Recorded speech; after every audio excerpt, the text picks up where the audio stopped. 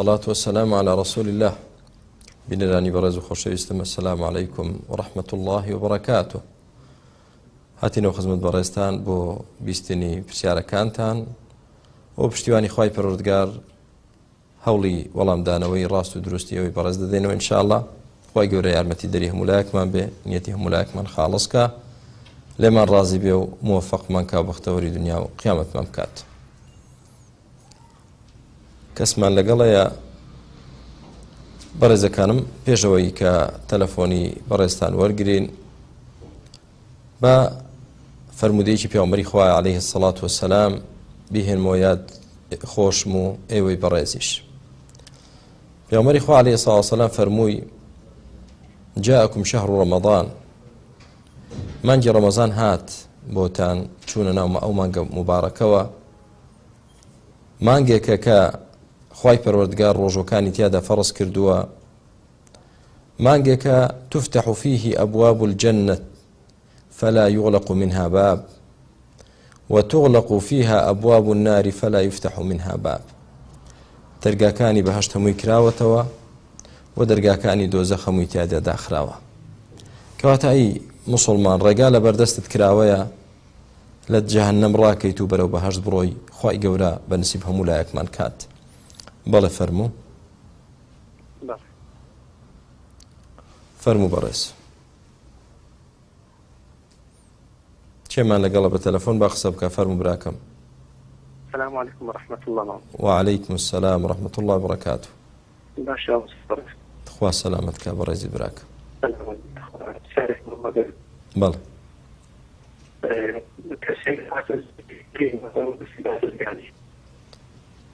چۆن دووبارەکەیتەوە زەحمە نەبێ؟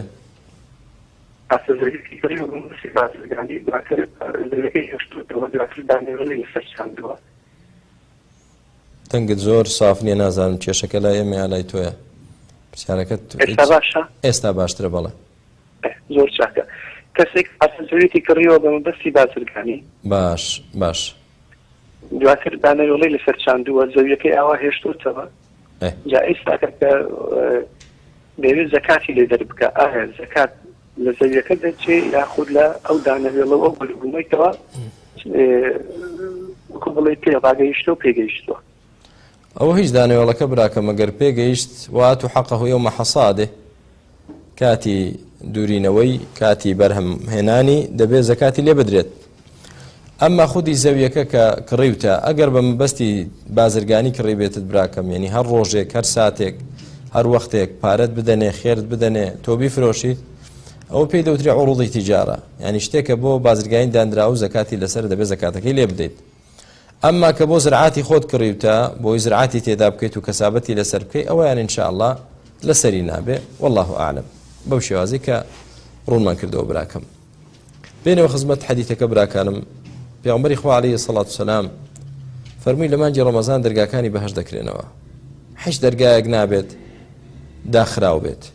کەواتە پێویستە ئینسانی موسڵمان یعنی بیر لەوە بکاتەوە هەموو دەرگای بەهەشت، هەشت دەرگای بەهەشت کرابێتەوە کە تۆ شایستە نەبی بە یەکێکیاندا بچیتە ژوورەوە. ئەو بەڕاستی نیشانەی مەحڕوم بوون و بێخێریەتیە. بۆی هەوڵ دەین براکانم هەرچی سبولی سەلامە، هەرچی ڕێگای خێرە بگرینە دەست بۆ ئەوەی ئینشاءالله ئێمەش لەو دەرگایانەدا بە فەزڵ و کەڕەمی خوای گەورە بچینە بەهەشتەوە. بەڵێ بەڕێز. السلام عليكم. وعليكم السلام ورحمة الله وبركاته. مامۆستا ژیان پرسیاری عەزیز نەبێ. بەڵێ. مامۆستا بڵێن لەو مزگەوتەی کە من نوێژی تێەکەم، مامۆستایەکی لێیە بڵێن دەنگی زۆر خۆشە، باش، تەجویدیشی زۆر باشە، بەس بڵێن هینێکی هەیە، زیکرەکان بە دەنگی بەرزەکە، زیکری پێشی بڵێن پێش نوێژ و دوای نوێژ، ئەجا هەموو نوێژێکی بەیانی قنوتە خوێنن لە ئێستەشەوە. ئەجا ئەڵێم لەگەڵ قنوتەکە من دەست بەرز بکەم یا بەرزی نەکەمەوە؟ براکەی من کە قورئان خوێندنەکەی باشە، تەجویدی تەواوە الحەمدلله، دەنجیشی باشە و مەقبوڵە، کەواتە نوێژی لە دوا بکە مادام نوێژەکەی صحیح بێت. بەڵام ئەوەی کە تۆ باسی دووشتت کرد کە ئەو دووشتە پێچەوانی سنەتی پێغەمبەر عەلەیهی السەڵات وسەلام یەکەمیان ذکرکردنی پێشنوێژەکان لە حەدیثی صحیحدا نەهاتووە کە پێغەمبەری خوا عەلەیهی سڵاتو وسەلام پێشنوێژەکان ذکری کردبێ. حەدیثێک هەیە کە لە سەنەدەکەیدا ڕاویەک هەیە عەطاف بن خالد ضعیفە کە پێغەمبەری خوا عەلەیهی سڵاتو وسەلام ذکری کردبێ. حەدیثی ضعیفە لاوازە. و خاڵی دووەمیشی کە تیادا و مامۆستایە قونوتی بەیانیان دیسان پێغەمبەری خوا عەلەیهی سڵاتو وسەلام قەنەتە شەهرەن يدعو على رعل وذكوان يقمك دعاي كرد دعاي قنوتي كرد لهر بينج فرزة كذا دعاي لو هوزة كرد كشون صحابي پیغمبري خوان عليه الصلاة والسلام شهيد كردن ثم ترك دعاي وازي لهنا وتابت شي نكرو بنوجي بياني بويا قنوت كردن لنوجي بياني ده ببردوامي او يشك لصحاب رضا خوي يقول لي بدا فرمي اي بني محدث اما اشتيشي بدعايه اشتيشي مخالفه سنته بلام كتوله دعاي دكيد تۆ نابێ پێشە بچیتە سوزدا لەگەڵی دەبێ بوەستیت ئەمما دەست بەرزکەیتەوە پێویست ناکە دەست بەرزکەیتەوە چکە زیادەیەکە تۆ لە زیادەدا ئەمرت پێ نەکراوە شوێن ئیمامکەوی لە بیدعەدا ئەمرت پێ نەکراوە شوێنی کەوی چاوەڕێ دەکەیت تاوەکو دەچێتە سوجود و تۆش لەگەڵ یەکێتە سوزدە ئینشاءالله. بەڵێ فەرموو. الو بەڵێ فەرموو. السلام عليكم وعليكم السلام ورحمة الله وبركاته. مامۆستا من ماوەیەکە ماوەی 5 مانگە زۆر بێتاقەتم زۆر بێهێزم چوومە دەلای چەند مەلا پێمەڵێت تو جن چۆتە گیانتەوە ئیتر نازانم چەند مەلا چەند چرینگ لە قورئان نەگرم بە هیچ شێوەیە باش ناب. نوێژەکانت هەر 5 فەرزەکە ئەەکەیت؟ وڵی پێشتر نوێژ بەیانیانم ناکرد بەس لەوەتی ئەم ئەوەم لێ هاتووە نوێژ بەیانیان شەکەم. بەهەرحاڵ کەواتە بزانێت تۆ خەلەلێکت هەبووە خوای گەورەش تاقی کردوێتەوە تووشی ناڕەحەتیەکی کردویت. خوشتی بەڕێزم پێویست ناکە بۆ لای هیچ مەلایەک بڕۆیت. خوای پەروەردگار خۆی دەفەرمێ وەنونەزیل من القورئان ما هو شفاء ورحمة للمؤمنين. خوای گەورە قورئان دابەزاندووە قورئان شیفایە قورئان خۆی شیفایە پێویستت بە کەس ناکە بچیتە لای کەس. یەکەمیان تەوبە بکە بۆ لای خوای گەورە چ تاوان هەیە تەوبەی لێ بکە و بگەڕێەوە لای خوا پابەندی نوێژەکانت بە نوێژی بەیانیشەوە ئینشاءالله. دوای ئەوەش سوورەتی بەقەرە بخوێنە کە خۆت خوێندەواریت هەیە هەموو ڕۆژێک ئینشاءالله تعالی هەوڵدە لەو مانجی ڕەمەزانە سوورەتی بەقەرە هەمووی بخوێنیت بە ئیزنی خوا سحرت لێکرابێ جن هەبێ هەرچی مشکلەیەک لەو ڕوانگەیەوە هەبێ بە ئیزنی خوای پەروەردگار ئەو قورئانە دەیە بە شیفا بۆت ئینشاءالله. دوعاش بکە دوعا قبوڵە. بارەک الله فیکم. بەڵێ فەرموو. بەڵێ چێمان لەگەڵ بفەرمێت؟ بەڵێ باوکی یاسر لاوەکرێ لە خزمەتدان. فەرموو باوکی یاسر. فرم براكم بسيارك. السلام عليكم. وعليكم السلام ورحمة الله وبركاته. باش ما مستحالته. خوا سلامتك يا بختور ببراي برزم. مصطفى الشرعي زحمة النبي. زور جود بين طيبات جحيلة نفيش بشتوان درت بكن. آیا پشت عورتها نویش بی بطالبیت یا نه؟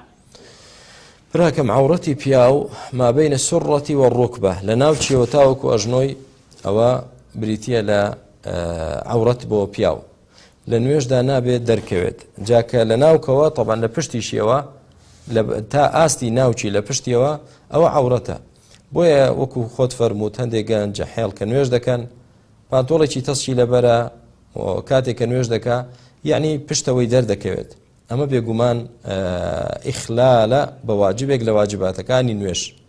ئەمە کەم تەرخەمیە کاتێک کە ئینسان نوێژ دەکات بەو شێوازە ینی بەشێک لە عەوڕەتی دەرکەوێ ئەمە پێچەوانەی شەرعە و گوناهبارە و نوێژەکەشی نوقسانە. لەبەرەوە خوای پەروەردگار ئەمری پێکردوین خذوا زینەتەکم عند كل مسجد واتە بۆ هەموو نوێژێک بۆ مزگەوت بۆ نوێژ بەگشتی پێویستە ئینسانی مسلمان خۆی بڕازانێتەوە جلێکی جوان و ڕێک و پێک و پۆشتە لە بەرکە جاچی پیاو بێت چ ژن بێت جلێکی پۆشتە لە بەرکە ئینسان پێویستە. بۆیە یەکێک لە پیاوچاکانی ڕابردوو دەیفەرموو ئینی ئوحب ئەن ئەتەزەیەنە لڕەبی لە هەموو شتێک زیاتر من پێم خۆشە ئەوەیە کە خۆم بڕازێنمەوە کاتێک دەچمە مقابلەی خوا دەچمە مناجات لەگەڵ خوای پەروەردگار و نوێژ دەکەم خۆم دەڕازێنمەوە ینی جلی جوان ڕێک و پێچێ و پۆشتیان لەبەر دەکرد نەک وەکو ئەمڕۆ هەیە بە بیجامەیەکەوە دێتە مزگەوت نوێژ دەکا ئەمە کەی ئەدەبە لەگەڵ نوێژ کەی ئەدەبێ لەگەڵ خوای گەورە یا بۆ نمونە بەو شێوازی کە باست کرد پانتۆڵێکی تەسچی لە بەرەکە بچێتە ڕکوعەوە ئەوە یعنی وەصفی لاشەی دەکا کە بچێتە سوزدەوە پشتی دیارە عەوڕەتی دیارە یعنی ئەمە بەڕاستی هەمووی ئیخلالە بە ئەدەبی نوێژ بەکەم دانانی قەدری نوێژە و نوێژەکەی نوقسانە و تەواو نییە و گوناهبار دەبێت لەسەری. لەبەرەوە نەسیحەتمان بۆیانەکە جلێکی پۆشتە و ڕێک و پێک لەبەرکەن ئینشاءالله خوای پەروەردگاری لە خۆیان ڕازیکەن. چێ لە ئێمە بەڕێزەکانم کاتێکە بڕوات بۆ دەوامەکەی یا بچێت بۆ مقابلەی کەسێکی دەسەڵاتدار بەم شێوازە دەچێت کە خەڵکانێک پێی دەچن بۆ مقابلەی خوای پەروەردگار و بۆ ماڵەکانی خوا. چێ لە ئێمە وا دەکات جوانترین و ڕێکوپێکترین جل لەبەر دەکات. ئەی بۆ کاتێکە مناجات لەگەڵ خوای گەورە دەکەی خۆت پۆشتە ناکەی و جلوبەرگێکی باش لەبەر ناکەی. بەڵێ براکەم فەرموو چێمان لەگەڵ. سلام علیکم. عەلەیکم السلام ورحمة الله وبركاته. مامۆستا من زۆر نەخۆشم دوعام بۆ بکەن خوا شفام بدات. گەورە شفات دە بۆ خاتری نەوە جوانەکانی. خۆشت دوعا بکە خوشی بەڕێز داواکاریشین لە مسلمانان دوعای خێرت بۆ بکەن. خۆشت بەردەوام دوعا بکە خوشکەکەم بێ ئومێد مەبە. خوای گەورە شفای تۆش و تێگڕای نەخۆشی مسلمانانیش بدا بۆ خاتری نەوە جوانەکانی. بەڵێ براکانم حەدیثەکەمان تەواو نەکرد کە لە سەرەتا دەستمان پێ کرد. وتمان دەرگاکانی بەهەش دەکرێتەوە دەرگای جەهەنەمدا دەخرێت و ينادي مناد يا باغي الخير أقبل ويا باغي الشر أقصر. مناديك بانك دكات كسيك بانك دكات الله أي أو كسي باغي خيريت أي أو كسي لخير دقريت خير الدوي دي فرمو أو الرقا كراوي لبردمتو آسانا لمانجي رمضان ورا خير دسخوت خا. أي أو كسي كشر الدويت بدوا شەڕەوەی دەست بگرەوە لە خوا بترسە و شەرمکە بەتابەتی لەو مانجی ڕەمەزانە. خوای گەورە هیدایەتماندا. بەڵێ فەرموو. السلام عليكم. وعليكم السلام ورحمة الله وبركاته. مامۆستا جان یارێکم بەڵێ فەرموو. کاتێک هاتم بۆ سەر ئەو بڵێن بۆ سواتێ ناتوانم بە دەستی چەپ دەستی چەپم دەستی ڕاستم بەکارهێنم.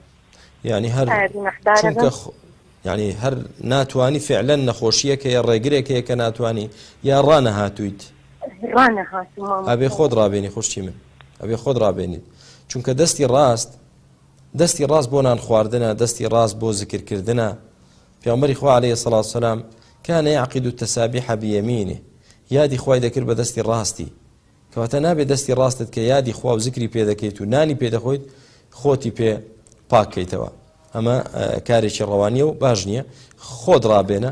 سەحا نەفەرێک لە سەردەمی پێغەمبەری خوا عەلەیهی سەڵاتو وسەلام بەدەستی چەپ نانی دەخوارد. پێغەمبەری خوا عەلەیهی سەڵاتو وسەلام فەرمووی کول بیەمینیک بەدەستی ڕاستت نان بخۆ چونکە چەپ بۆ خۆپاکردنەوە بەکاردێ. وتی ناتوانم. ئاوا چۆن تۆ دەڵێی ناتوانم؟ پێغەمبەری خوا عەلەیهی سەڵاتو وسەلام دوعای لێ کرد فەرمووی لە استەطعت دەی هەر قەد نەتوانی شلت يمينه فما استطاع أن يرفع إلى يده ما قاله إلا تكبرا. هەندێک کەس تەکەبوریە ناشتیواناکەم ناتوانم منەوە بکەم مم عادەتەی خۆم ناگۆڕم دەستی شەلەل لێدا و نەیتوان جاریشتر بەرزی کاتەوە بۆ دەمی بۆیە خۆت ڕابێنە خوشکەکەم مەڵێ ناتوانم. بەڵێ فەرموو. السلام عليكم. وعليكم السلام ورحمة الله وبركاته. باش مامۆستا جان خوای گەورە سەرکەوتوت کە براکەم. بارك الله. مامۆستا وڵی پرسیارێک مەبوو. بەڵێ گیان. مامۆستا من بڵێن دوو هەیکەلمیان خانوو باشە حکرۆ تقریبا 2 ساڵ 3 ساڵەوە هێشتونەتەوە. باش يتر هاد البرنامج هو طايق يتر دخلت نبو من تعرف ناتو تسجيل اسم يتر لازم شيء نادرين تو بو خوت دروس كردويا بو بازرگاني وتجارت والله هو راسي بكري دروستو كردوا بكري بديت بله اك بو خانوك بو كريدان ببراكم زكاتي لسرنيا زكاتك لو كريه كوري دغريت بو لسريني ان شاء الله زكاتي لسرني براكي من مال